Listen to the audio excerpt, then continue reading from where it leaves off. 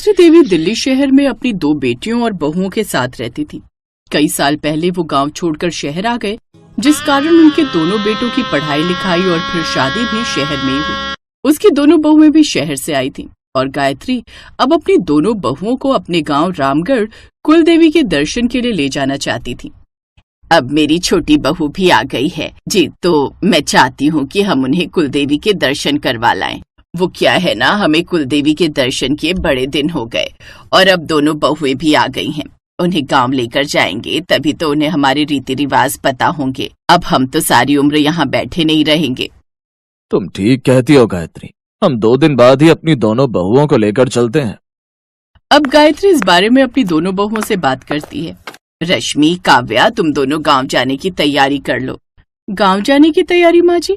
हाँ, क्योंकि कुलदेवी की पूजा के लिए हम लोगों को गांव जाना है। हमारे यहाँ ऐसा नियम है कि जब घर में सारे शुभ कार्य संपन्न हो जाते हैं ना, तो उसके बाद एक बार धूमधाम से कुलदेवी की पूजा की जाती है। अब 2 ही बेटे दिए हैं भगवान की कृपा से, दोनों की शादी संपन्न हो गई, इसलिए मुझे लगता है हमें भी अब कुलदेवी की पूजा कर लेनी चाहिए। कुलदेवी की पूजा तो यहाँ रहकर भी हो सकती है माँ जी, उसके लिए गाँव जाना जरूरी है क्या? हाँ, बिल्कुल जरूरी है बहू। हम लोग चाहे जितने भी आगे बढ़ जाएं, लेकिन कुछ परंपराएं और रीति रिवाज ऐसे हैं जिनके लिए हमें आज भी गांव पर निर्भर रहना पड़ता है। वो पूजा गांव से ही की जा सकती है। गांव में हमारे बड़े बुजुर्ग हैं, उनके आशीर्वाद और मार्गदर्शन से ही ऐसे कार्य सफल होते हैं। यहाँ अकेले शहर में हम कर भी लेंगे तो पता नहीं उसका फल हमें मिलेगा कि नहीं। रश्मि और काव्या एक दूसरे का मुंह देखने लगती हैं, लेकिन अपनी सास की बात मानने के अलावा उसके पास और कोई चारा भी नहीं था। उन दोनों ने अब गांव जाने की तैयारी शुरू कर दी।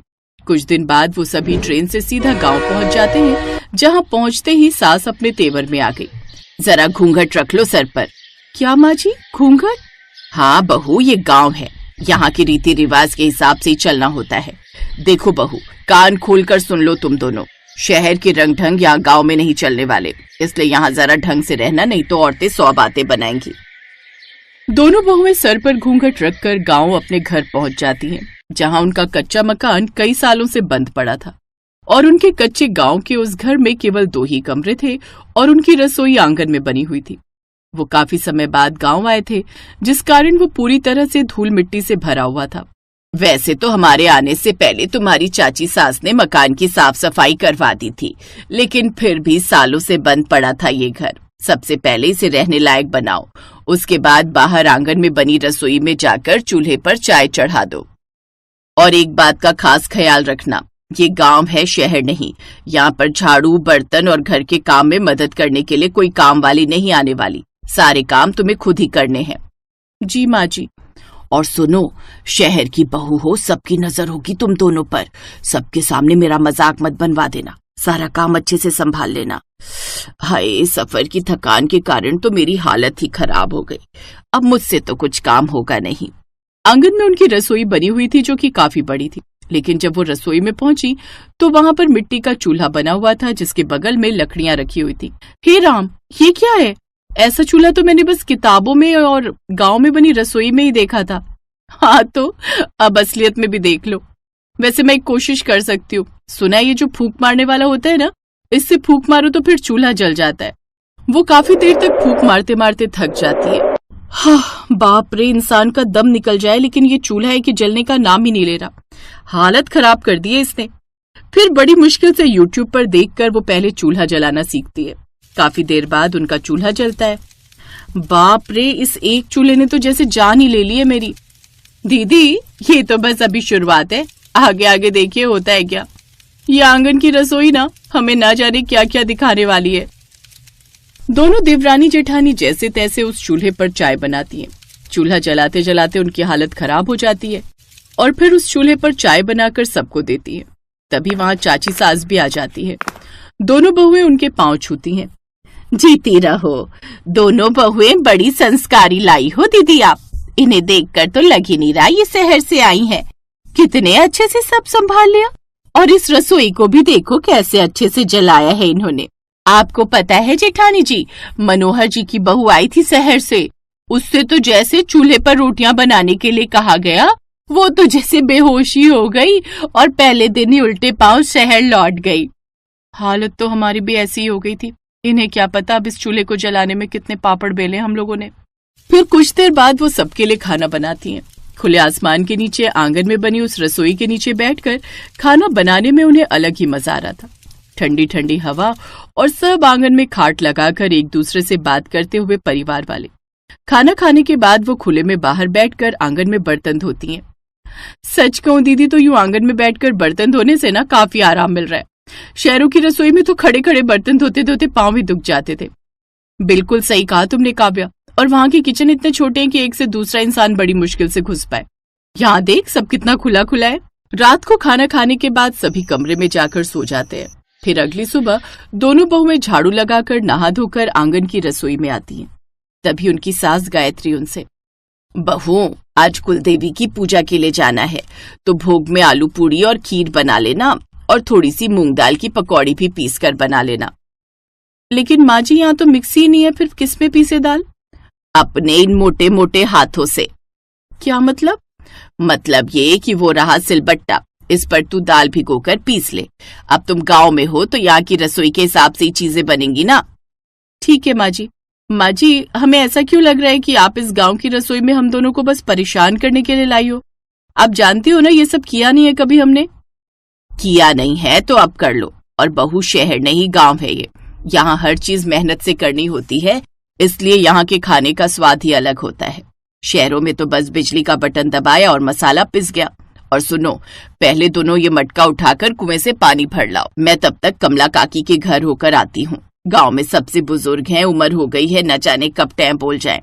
ये कहकर सास तो वहां से चली गई। छोटी, जल्दी जल्दी खाना बना ले, वरना फिर से माँ जी आएंगी हमारे कामों का सुपरविजन करने। वो दोनों जल्दी जल्दी खाना बनाने में लग जाती है। सिलबट्टे पर दाल पीसते पीसते जहाँ काव्या के पसीने तो छूट रहे थे, लेकिन उसे काफी मजा भी आ रहा था, क्योंकि आज से पहले उसने ऐसा कुछ किया भी नहीं था। कुछ देर बाद वो भोग बनाकर तैयार कर लेती है। बहुओं, भोग तैयार हो गया हो तो चलो कुलदेवी के दर्शन कराते हैं। अब वो सभी मिलकर कुलदेवी के मंदिर जाते हैं, जहाँ पर वो सभी माँ के दर्शन करके उन्हें भोग लगाते हैं और माँ का आशीर्वाद लेते हैं। माँ, कितना अच्छा लग रहा है इतने सालों बाद यहाँ आकर। हम छोटे थे तब गर्मियों की छुट्टियों में अक्सर यहाँ आते थे। इसीलिए तो कहती हूँ, चाहे जहाँ भी रहो, लेकिन अपनी संस्कृति हमें कभी नहीं भूलनी चाहिए। कुछ देर बाद दर्शन कर वो सभी वापस घर आ जाते हैं और बना हुआ प्रसाद खाते हैं। वाह वाह, क्या स्वाद है इस आंगन की रसोई में। खाते ही मजा आ गया। यहाँ की ताजा सब्जी और पानी की बात ही अलग है। गांव की तो बात ही अलग है। अच्छा माँ, इसके बाद बिलोनी में आप हमें मीठी छाछ भी बनाकर देना, जैसे बचपन में देती थी। इस गर्मी में मजा आ जाएगा। हाँ हाँ, क्यों नहीं, लेकिन मैं ही बनाती रहूंगी। अपनी इन बीवियों को भी कुछ सिखाओगे। बहुओं, जल्दी से इसके बाद छाछ बना दो। ये माँ जी तो एक के बाद एक ऐसे ऑर्डर देती जा रही हैं जैसे ढाबे पर खाना खाने आई हैं। मैं तो ये सोच रही हूँ कि अगर ये YouTube ना होता तो हम कैसे मैनेज करते ये आंगन की रसोई। तब हम क्या मैनेज करते, सब माँ जी ही करती। अब वो जल्दी से छाछ बनाकर सबको देती हैं, साथ ही खुद भी पीती हैं। एक बात तो है, यहाँ खाना पीना बनाने में मेहनत तो है, लेकिन उन्हें खाने में भी अलग ही मजा है। उस आंगन की रसोई में तो गर्मी रहती, लेकिन सुबह शाम वहाँ काफी ठंड रहती। अगले दिन वो सारे गांव में घूमते, खेतों में फोटो खिंचवाते, नदी के पास घूमने जाते। अब उनका मन काफी हद तक लग गया था उस गांव में। ऐसे 3 दिन बीत गए। इन 3 दिनों में रेशमा और काव्या के लिए रसोई शब्द का मतलब ही बदल गया था। अब उन्हें अपनी उस आंगन की रसोई में खाना बनाने में मजा आने लगा था और अब उनका वापस लौटने का समय आ गया था। गांव की ये ट्रिप हमारे लिए एडवेंचर ट्रिप से भी ज्यादा हो गई है। हाँ बहू, लेकिन कल सुबह हम लोग वापस शहर के लिए भी निकल जाएंगे। लेकिन मैं तुम दोनों से एक बात कहना चाहती हूँ। तुम दोनों ने वाकई बहुत मेहनत की है। मिट्टी से पूरे घर का आंगन लिपा है, हाथ से मसाला पीसा, चूल्हा जलाया, हर वो काम किया जो तुमने जिंदगी में पहले कभी नहीं किया था। मैं जानती हूँ तुम लोगों को असुविधा तो बहुत हुई होगी, लेकिन ईमानदारी से बताना, गांव का खाना, यहाँ का रहन सहन कैसा लगा? माँ जी, शुरू के 2 दिन तो सब कुछ एक मुसीबत जैसा ही लग रहा था, लेकिन सच कहें तो चूल्हे पर खाना बनाना, हाथ से मसाला पीसना मेहनत का काम तो है, लेकिन उसका स्वाद कुछ और ही होता है। मैं वैसे तो घी की सब्जी खाना कभी पसंद नहीं करती, लेकिन चूल्हे की आग पर पकी हुई घी की सब्जी खाकर तो मजा ही आ गया। यही खासियत होती है बेटा। गांव की रसोई में काम करना थोड़ा मेहनत वाला काम तो जरूर है, लेकिन यहाँ के रहन सहन और खाने का भी एक अलग ही मजा है, और खासकर इस आंगन की रसोई में बना हुआ खाना। जाने से पहले दोनों देवरानी जेठानी ने उस आंगन की रसोई को बड़े गौर से देखा, जिसे देख उनकी पलकें भीग गई। आंगन की उस रसोई में काम करने का अनुभव उनके लिए खट्टी मीठी यादें बनकर उनके साथ रह गया। लाइक करें, शेयर करें और सब्सक्राइब करें मेरे चैनल को ऐसी ही खूबसूरत कहानियों के लिए।